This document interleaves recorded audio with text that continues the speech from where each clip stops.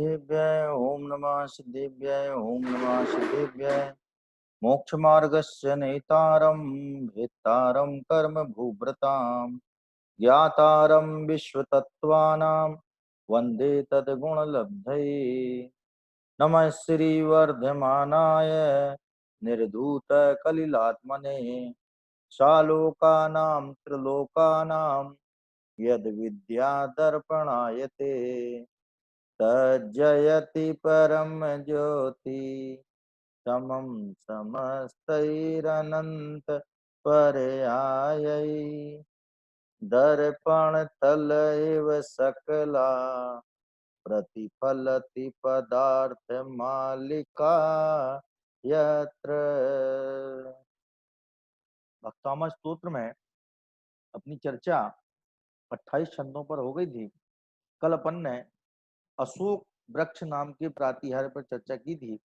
तो इसका छंद का उच्चारण माने सस्वर उच्चारण और अर्थ जो है कोई बताने की भावना रखता हो तो बताएं।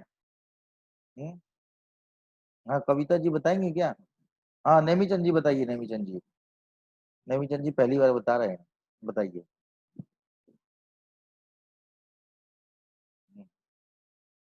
आवाज नहीं आ रही नेमीचंद जी की, अनम्यूट करो।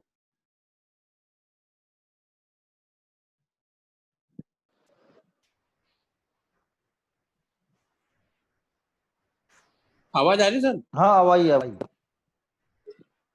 ऊंचे रसोग तरु संस्थित मूल मयूख माँ भाति रूप ममलम भवतो नितातम स्पष्टोल शक्ति किरण मस्त तमो वितानम बिंबम रवेरिव पयोदर पार्श्ववर्ती।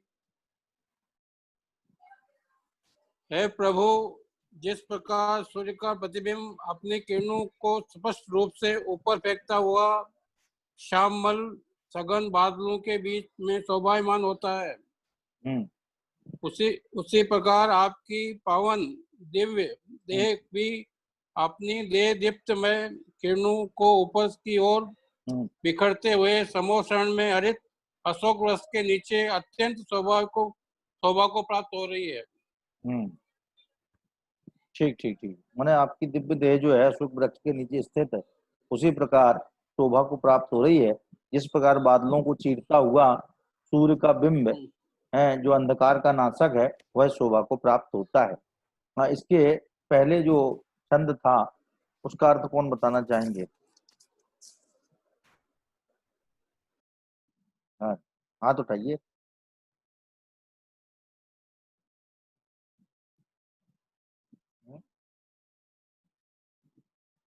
इसके पहले वाला अर्थ हाँ संगीता जी बताएंगे क्या? रेखा जी बता रही है, बताइए।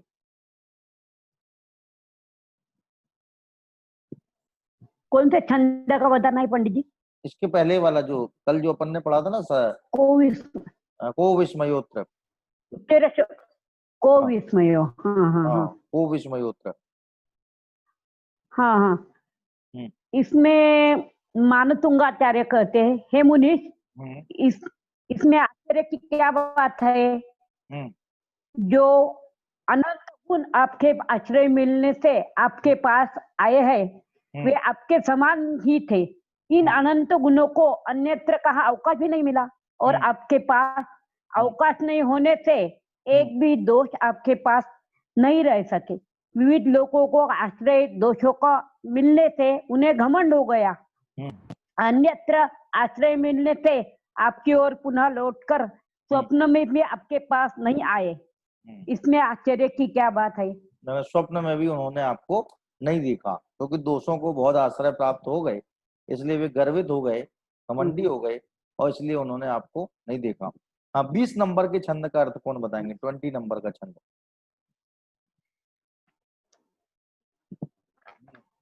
ज्ञानम यथा है ना, ज्ञानम यथा। ज्ञानम यथा त्वयि विभाति कृतावकाशम नैवं तथा हरिहरादिषु नायकेषु तेजस्फुरन मणिषु याति यथा महत्वम नैवं तु काच सकले किरणाकुलेपी। इसका अर्थ है संगीता जी बताएंगे। अब बताइए।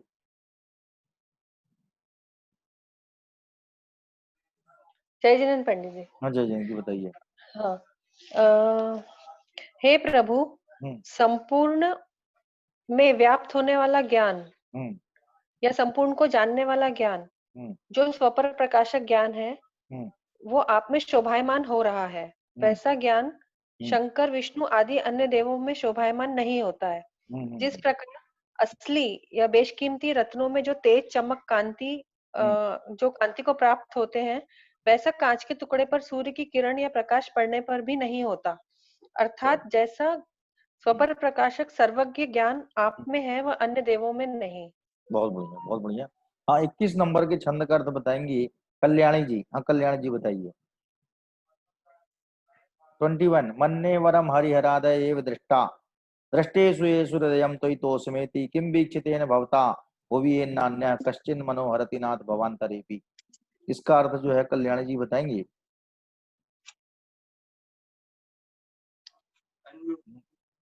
आवाज नहीं आई। जय जिनेन्द्र पंडित। हाँ जय जिनेन्द्र की बताइए। हे भगवान, मैं मानता हूँ कि विष्णु, महादेव आदि देव ही पहले ही देख लिए हैं। ये अच्छा हो गया क्योंकि उन्हें पहले ही देखकर मेरा मन आपकी वितरागता को देख के संतुष्ट हो गया।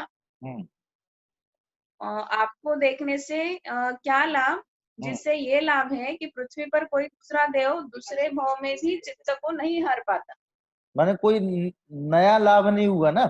माने इसमें ये व्याजोक्ति अलंकार क्यों है, ये समझने जैसी बात है कि जैसे अन्य देवों को देखने से तो लाभ हुआ कि अन्य देवों को देखा तो फिर आपको देखा तो लाभ हो गया, आप में मन संतुष्ट हो गया। लेकिन आपको देखने से कोई नया लाभ नहीं हुआ। इस अपेक्षा से ये है कि आपको देखा तो अन्य किसी ने हमारा भाव भावांतर में भी चित्त को हरण नहीं किया, इसलिए अन्य को देखने से तो आपको देखने पर लाभ हुआ, लेकिन आपको देखने पर अन्य कोई मेरा चित्त हरण नहीं कर पाया। इस तरह से यहाँ पे व्याजोक्ति अलंकार की बात की गई है। हाँ 24 नंबर के छंद का अर्थ। 24 नंबर के छंद का अर्थ बताइए। 24 नंबर के छंद का अर्थ बताएंगे मीनल जी।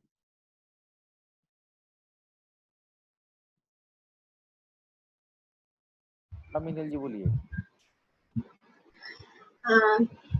हे भगवान, आप आचार्य देव ऐसा कहते हैं कि आप अव्यय हैं अर्थात अविनाशी हैं, आप विभु हैं अर्थात आप सर्व में व्याप्त हैं, अचिन्ह है मतलब चिंतन से पार हैं, और असंख्य है अर्थात गणना रहित हैं, आदि है अर्थात आप 3 लोक में प्रथम मतलब आदिनाथ भगवान हैं।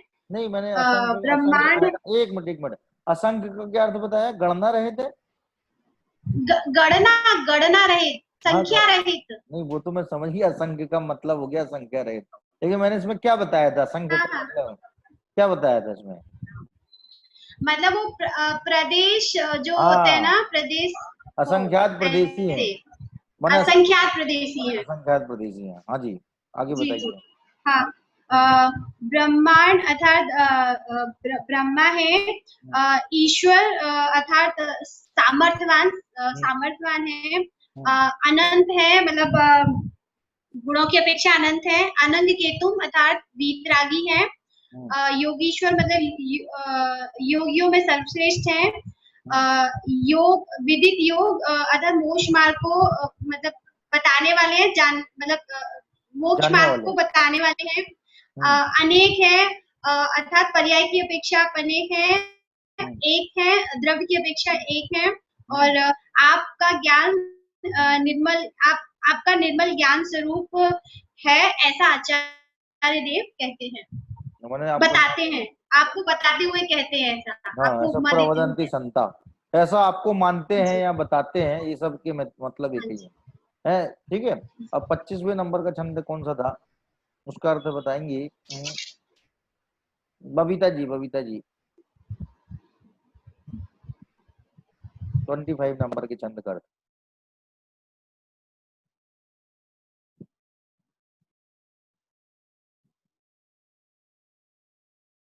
छंद भी याद करना है आप लोगों को।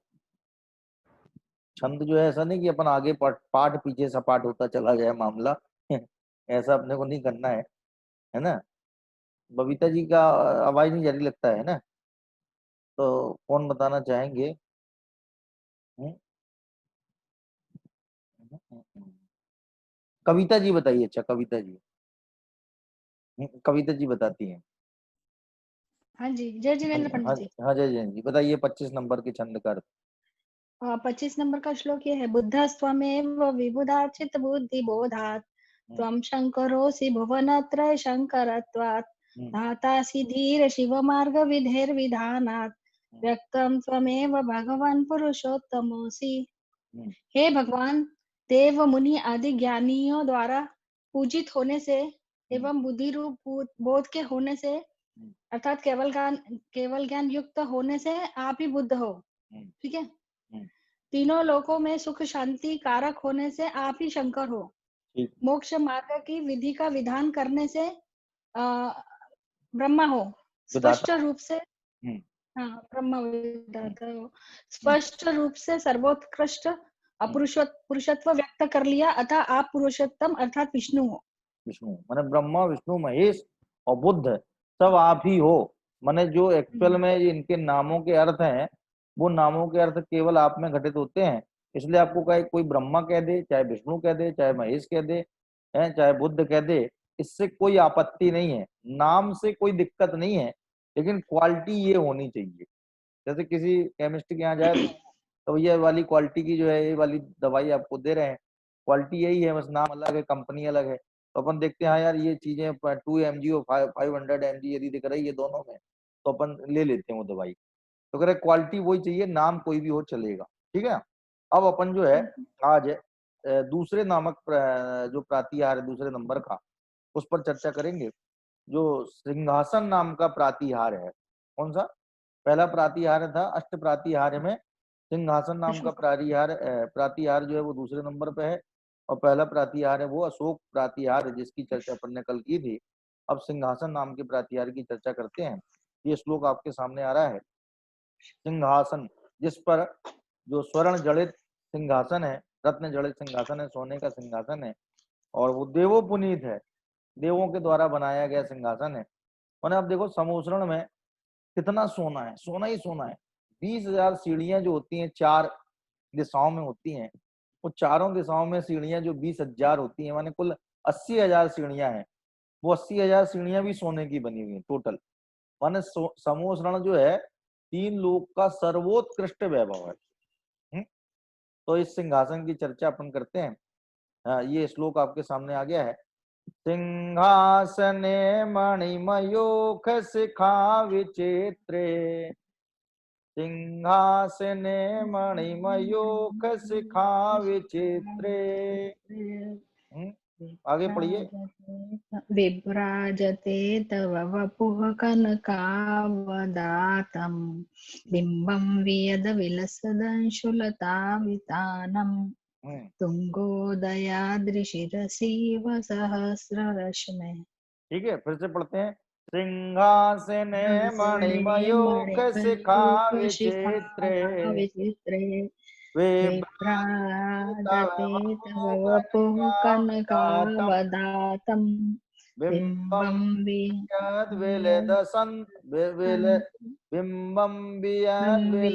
विलसदंशुलतावितानम् सहस्ररश्मि। देखो इसको अपन पहले श्लोकार्थ पढ़ लेते हैं, जिससे अर्थ अपने दिमाग में पूरा सेट हो जाए, फिर शब्द से अपन अर्थ समझेंगे। तो कह रहे श्लोकार्थ में कह रहे हैं, हे प्रभु, जिस प्रकार ऊंचे उदयगिरी पर्वत की चोटी पर उगता हुआ सूर्य चारों ओर फैली अपनी स्वर्णिम किरणों से आकाश में अत्यंत शोभायमान होता है। फिर से देख लो, ये उदाहरण है। हे प्रभु, जिस प्रकार ऊंचे उदयागिरी, उदयागिरी माने उदयाचल, जिस दिशा से सूरज निकलता है उस दिशा को उदयगिरी बोलते हैं, उदयाचल बोलते हैं, और जहां पर अस्त होता है वो अस्ताचल होता है। तो कह रहे हे प्रभु, जिस प्रकार ऊंचे उदयगिरी पर्वत की चोटी पर उगता हुआ सूर्य चारों ओर फैली अपनी स्वर्णिम किरणों से आकाश में अत्यंत शोभायमान होता है, उसी प्रकार आपका स्वर्ण के समान उज्जवल शरीर भी उस रत्न जड़ित सिंहासन पर अत्यंत शोभायमान हो रहा है, जो मणियों की किरणों के अग्रभाग से विविध रंगों से चित्र विचित्र हो रहा है। मैंने सिंहासन कैसा है? कह रहे उसी प्रकार आपका स्वर्ण के समान उज्जवल शरीर भी उस रत्न जड़ित सिंहासन पर अत्यधिक शोभायमान हो रहा है, जो मणियों की किरणों के अग्रभाग से विविध रंगों से, क्योंकि विविध रंग वाली मणियां हैं तो उनके अग्रभाग से जो किरणें प्रसारित हो रही हैं, उन किरणों के पड़ने से वो सिंहासन बिल्कुल रंग बिरंगा दिखाई दे रहा है। क्या अनेक मनोहारी रंगों से संयुक्त दिखाई दे रहा है। इसको अब संस्कृत से देखते हैं। कह रहे हैं कि तव वपु, हे नाथ, अपने मन से लगा लेने, चाहे लगा हो चाहे न लगा हो, वो अपने मन से इंक्लूड है। हे नाथ, तव वपु, तुम्हारा शरीर, वपु बोलते शरीर को, तुम्हारा शरीर कनकावदातम, अवदात मने सुंदर, मने कनक की तरह सुंदर, स्वर्ण की आभा वाला, ऐसा समझ लो, स्वर्ण की आभा वाला तव वपु विराजते, कि स्वर्ण की आभा वाला जो सुंदर शरीर है, उज्जवल शरीर है आपका, वह विभ्राजते माने शोभायमान हो रहा है। तव वपु कनकावदातम, कि स्वर्ण के समान उज्जवल धवल, तव वपु तुम्हारा शरीर विभ्राजते शोभायमान हो रहा है। कहाँ पे हो रहा है? तो कह रहे हैं सिंहासने विभ्राजते, सिंहासन में शोभायमान हो रहा है। अब वो जो बाकी लाइन है, मणि मयूख शिखा विचित्रे, ये सिंहासन का ही विशेषण है। माने सीधा सीधा वाक्य यदि अपन बनाएंगे तो वह ऐसा बनेगा कि हे नाथ, तव कनकावदातम वपु सिंहासने विभ्राजते, कि तुम्हारा कनक की तरह, कनक माने स्वर्ण, कनक माने स्वर्ण, स्वर्ण की तरह उज्जवल धवल आभा युक्त शरीर जो है वो सिंहासन पर शोभायमान हो रहा है। और वो सिंहासन कैसा है? कि मणि मयूख, मयूख शब्द पहले भी आया था, कल भी आया था, मयूख, मयूख माने किरण, तो कह रहे हैं मणियों की किरण के शिखा माने अग्रभाग। शिखा किसको बोलते हैं? जैसे मान लो किसी ने चोटी धार ली हो अपने सिर पे, कई लोग जैसे मुंडन कराते हैं तो छोटी छोटी सी छोड़ देते हैं, छोटी सी चोटी छोड़ देते हैं, तो वो शिखा जो है वो शरीर का अग्रभाग है। कौन सा है वो? शिखा, जिसको उसको भी शिखा ही बोलते हैं, तो वो शिखा जो है वो शरीर का अग्रभाग है। तो कह रहे हैं शिखा माने अग्रभाग, मणियों की किरणों के अग्रभाग से विचित्रे सिंहासने, चित्र विचित्र सिंहासन पर तव कनकावदातम वपु विभ्राजते, तुम्हारा कनक की तरह माने स्वर्ण की तरह सुंदर, धवल, उज्जवल, मनोहारी, कांतिमान, दैदीप्यमान, चकचकायमान, जाज्वल्यमान, क्या आभासमान, जितने शब्द इस संबंध में हो सकते हैं वो सब लगा लीजिए, कि ऐसा तुम्हारा कनक की तरह सुंदर उज्जवल शरीर जो है विभ्राजते, स्वर्णमयी काया, क्या कंचन वर्णी काया बोलते ना, कंचन वर्णी काया, जैसे वो जो मुनिराज थे जिनको वादीप सिंह सूरी मुनराज, जिनके क्या था, कोढ़ हो गया था, बाद में वो सेठ उनको निवेदन करने आया तो दूसरे दिन देखा कि उनके कोढ़ जो है वो बिल्कुल ठीक हो गया, और कंचन वर्णी काया माने स्वर्णमयी आभा के समान उनकी काया दैदीप्यमान दमक रही थी, चमक रही थी। तो कह रहे हैं तव वपु, हे नाथ तव वपु, तुम्हारा शरीर कैसा शरीर? कनकावदातम, स्वर्ण के समान उज्जवल धवल तुम्हारा शरीर है, विभ्राजते माने शोभायमान हो रहा है। कहाँ पे विभ्राजते? तो कह रहे मणि मयूख शिखा विचित्रे सिंहासने विभ्राजते। अब सीधा यदि अपन वाक्य को सीधा गठन करें तो कैसा वाक्य गठन होएगा?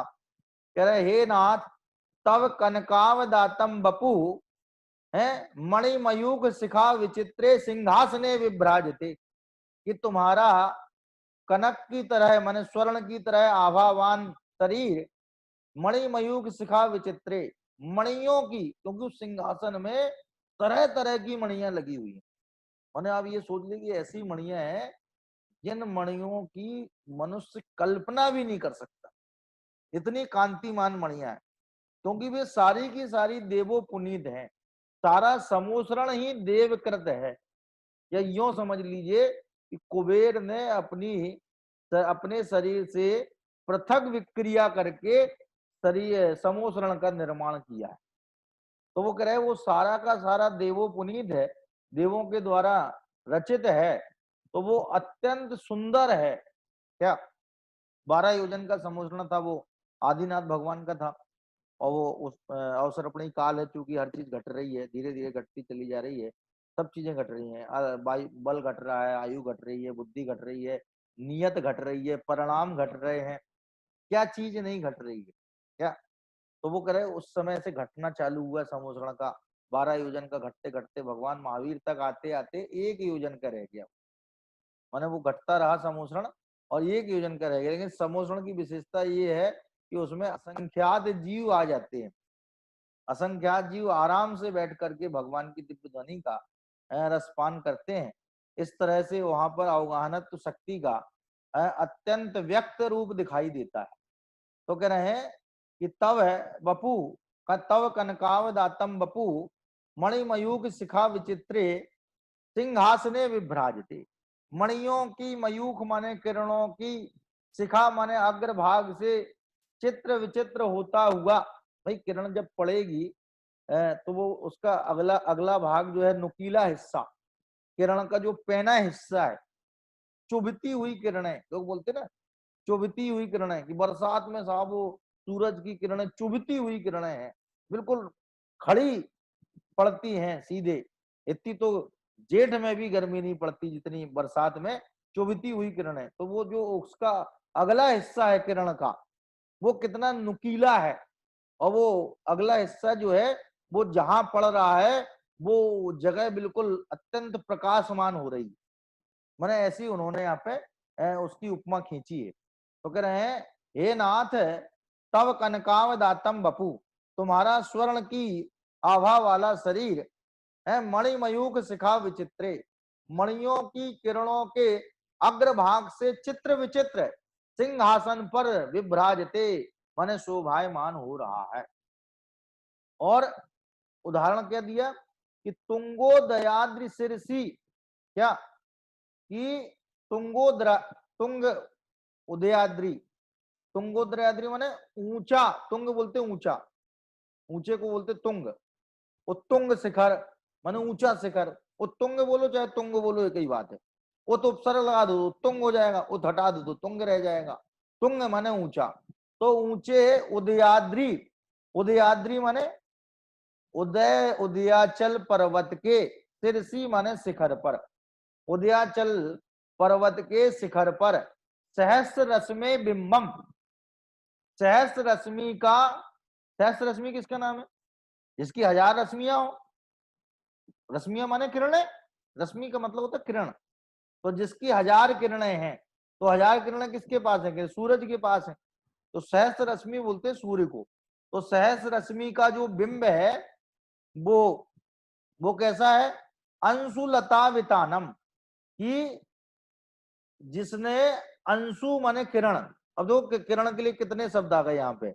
एक तो मयूख माने भी किरण होता है, रश्मि का मतलब भी किरण होता है, और अंशु का मतलब भी किरण होता है। क्या? हाँ, अंशुल बोलते हैं किसको? अंशुल, अंशुल शब्द सुना? अंशुल, किसी बच्चे का नाम अंशुल रख देते हैं, तो अंशुल का मतलब ही सूर्य होता है। क्या?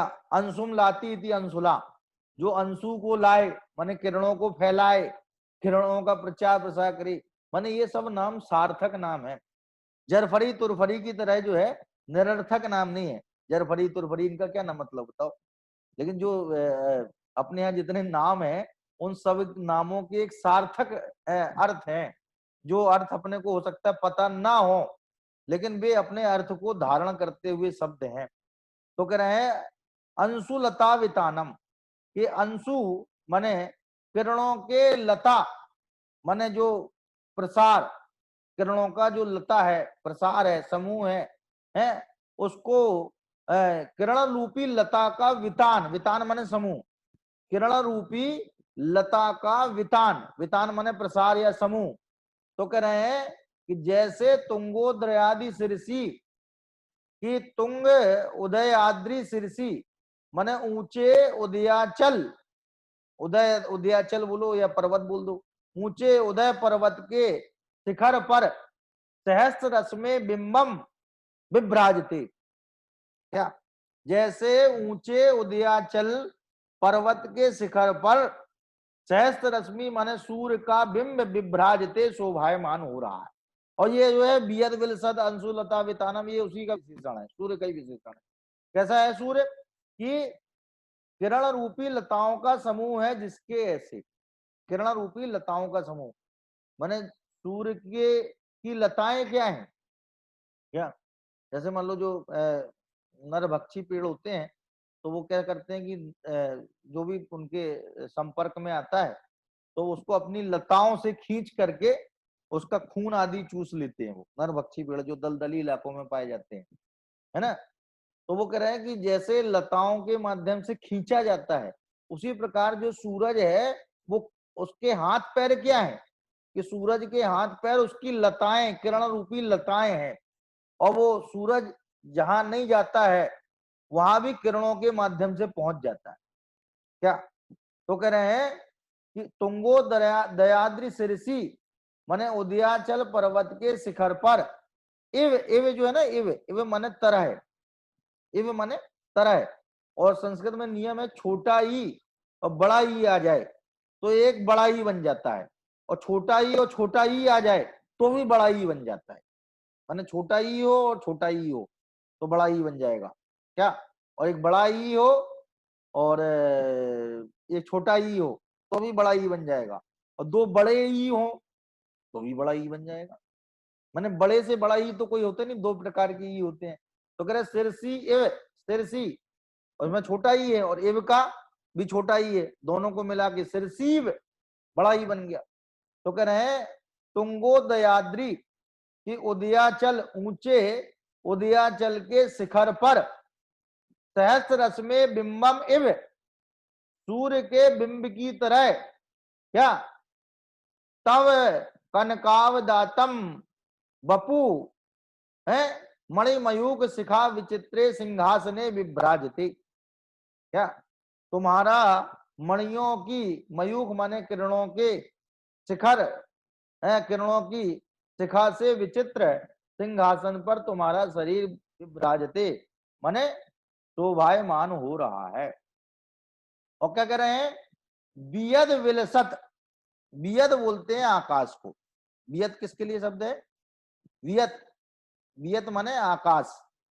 तो कह रहे हैं वियत माने आकाश में विलसता हुआ माने शोभायमान होता हुआ, अंशुलता वितानम, जैसे वहां सिंहासन लिया है ऐसे यहाँ आकाश लिया है।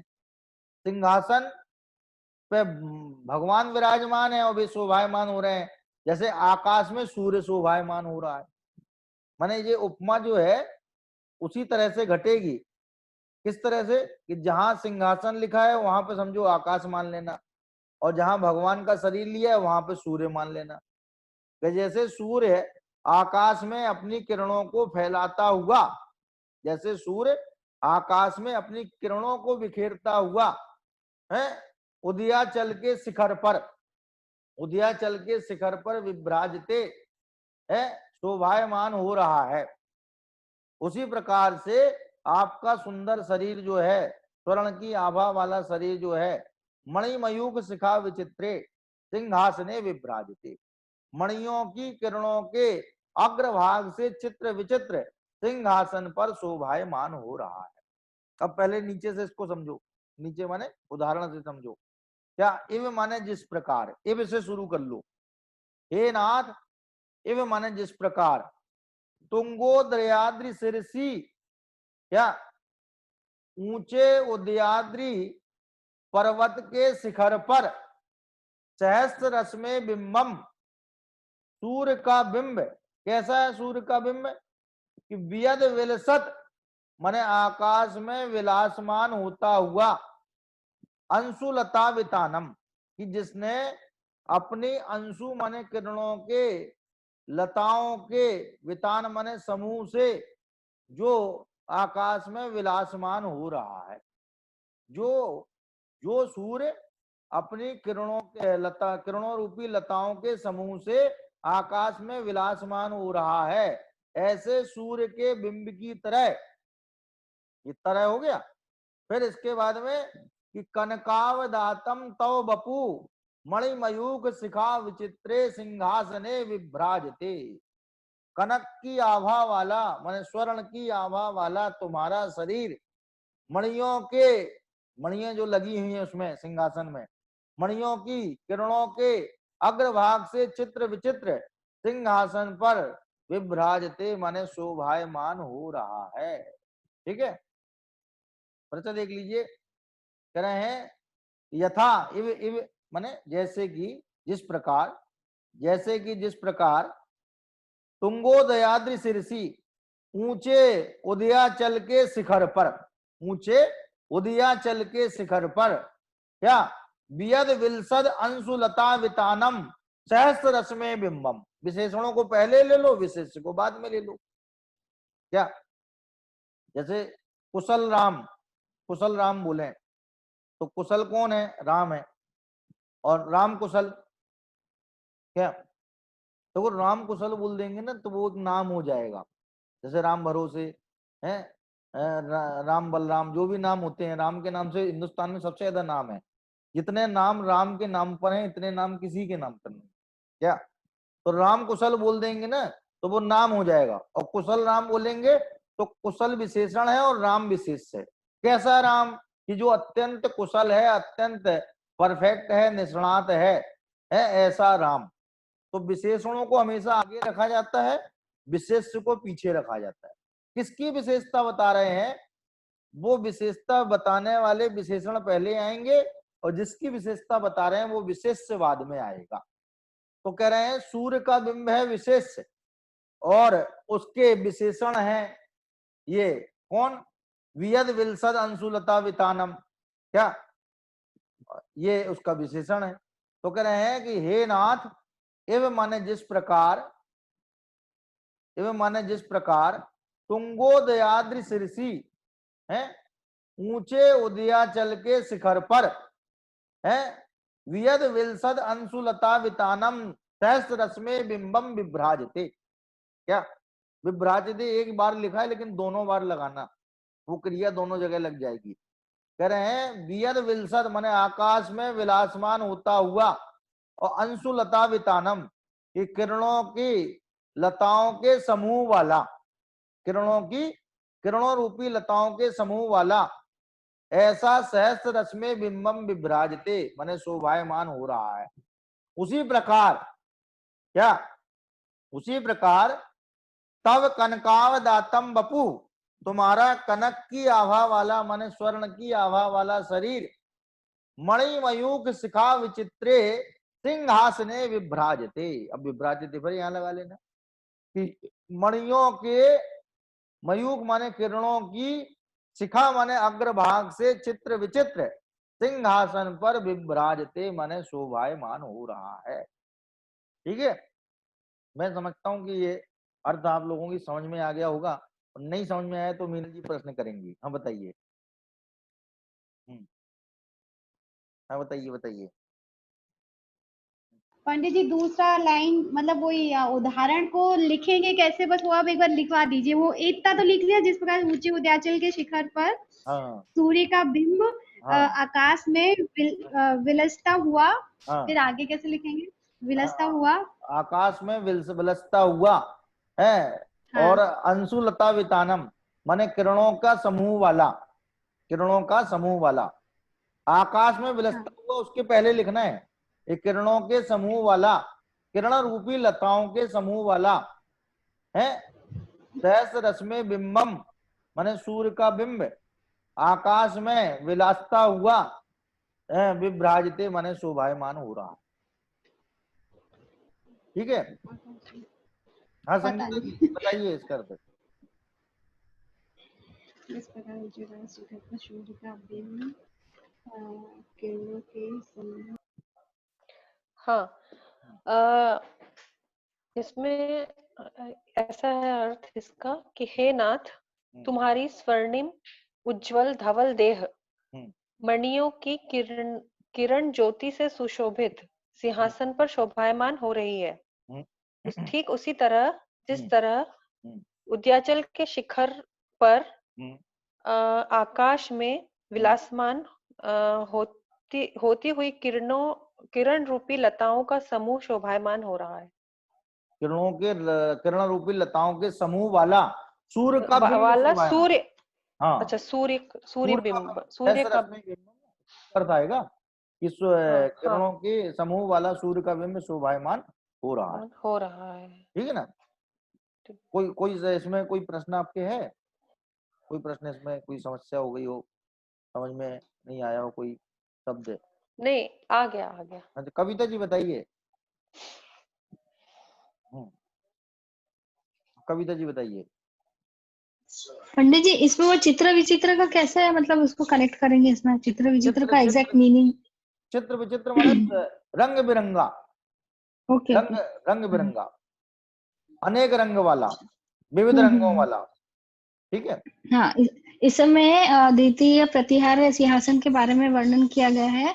इसमें आचार्य मानतुंगाचार्य जी कहते हैं कि हे नाथ, जैसे उद्याचल के शिखर पर सहस्त्र रश्मि युक्त अर्थात किरण रूपी लता के समूह वाला सूर्य बिंब आकाश में विलसता हुआ शोभायमान हो रहा है, ऐसे सूर्य बिंब की तरह तुम्हारी स्वर्ण आभा युक्त सुंदर शरीर मणियों की किरणों के अग्रभाग से चित्र रंग बिरंगे चमकते हुए सिंहासन पर शोभायमान हो रहा है। बहुत बढ़िया अर्थ से बताया इन्होंने। अब जो है कल अगले छंद के साथ अपन आएंगे। जय जय।